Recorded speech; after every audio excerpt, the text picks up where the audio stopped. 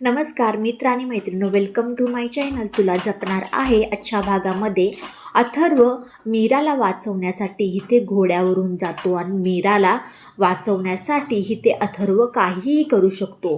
पण मायाने इथे मीराला मारण्यासाठी काही लोक पाठवलेले असतात, पण तसं काही होत नाही. शेवटी आपल्या अथर्वला लागते गोळी. एकदम सुनसान जागी, तिथे कोणीही येत जात नसतं. मीरा सगळ्यांना बोलत असते की वाचवा वाचवा, खूप आरडाओरडा करत असते, पण त्यांच्या मदतीसाठी शेवटी तिथे कोणीच येत नाही. आणि येते आपली महागौरीने अथर्वला वाचवलेलं असतं. अथर्वला खूप जास्त रक्तबंबाळ झालेला असतो, त्याला खूप रक्त येत असतं, काही कळत नसतं. आणि मीरा आपली एकदम म्हणजे शानमध्ये घोड्यावरून त्याला पाठीवरती घेते आणि ती तशीच त्याला घेऊन येते. मीराने अखेरकार अथर्वचा जीव वाचवलेला असतो. असं काही झाल्यानंतर ना अथर्व आणि मीरा हे दोघेजणी घरी येतात. मीरा एवढ्या दिवसांनी घरी आल्यामुळे ती एकदम आपले डोळे भरून म्हणजे आपलं घर पाहत असते. आणि ते सगळं झाल्यानंतर दादासाहेब, मंजिरी, घरातले सगळे काही सदस्य तिची वाटच पाहत असतात. दादासाहेब म्हणतात की अगं मीरा, हे कसं झालं आहे आणि जेणे कोणी केलं आहे ना त्याला मी सोडणार नाही बरं का मीरा. आणि काही जरी झालं तर त्याची बरोबर भरपाई मी करणार, कारण की माझ्या सुनेवरती हल्ला केलाय म्हणजे काय एकदम साधारण बात नाही. असं काही बोलल्यानंतर मीरा म्हणते हो, कारण की ह्याच्या सोक्षमोक्ष आपण लावायलाच पाहिजे. मंजिरीला माहीत असतं की हे सगळं काही कटकारस्थान फक्त एकच व्यक्ती म्हणजे माया करू शकते. मायाकडून सगळं काही सत्य मंजिरी वधवून घेते आणि तिला रूममध्ये एकदम नरडस तिचं दाबते.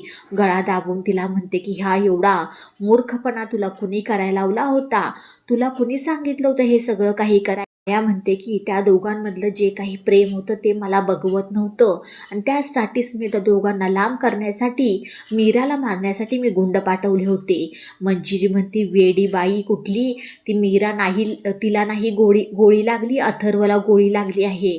मायाला हे सगळं काही माहीत पडताच इथे माया खूप एकदम बेचैन होती. तिला तर माहीतच नसतं की नक्की काय घडलं आहे तिथे.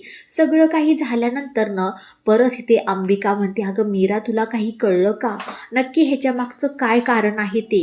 मीरा म्हणते नाही, मला तर काही माहीत नाहीये. तोपर्यंत ते अथर्व रूममध्ये आराम करत असताना तिथे मंजिरी येते. डोळ्यातून खोटे अश्रू गाळत सानमोती अथर्वकडून घेत असते. अथर्व म्हणतो आई मी नीट आहे ना आता, तू शांत हो, तसं काही करू नकोस. असं काही बोलल्यानंतर सगळं काही झाल्यानंतर ते आपली अनन्या म्हणते अगं वहिनी, पण दादा तुला आणायला आलेला होता, तो कशावरून. मीरा म्हणते हे मला घोड्यावरून आणायला आले होते. आणि परत अनन्या हे सगळं ऐकल्यानंतर खूप आश्चर्यात होते की दादा, चक्क तू घोड्यावरून गेला होता, विश्वाससुद्धा बसत नाही. असं काही म्हटल्यानंतर अनन्या परत मीराची माफी मागते आणि म्हणते की वहिनी, तुला परत मी तिथे पाठवणार नाही, माझी ही खूप मोठी चूक झाली बरं का.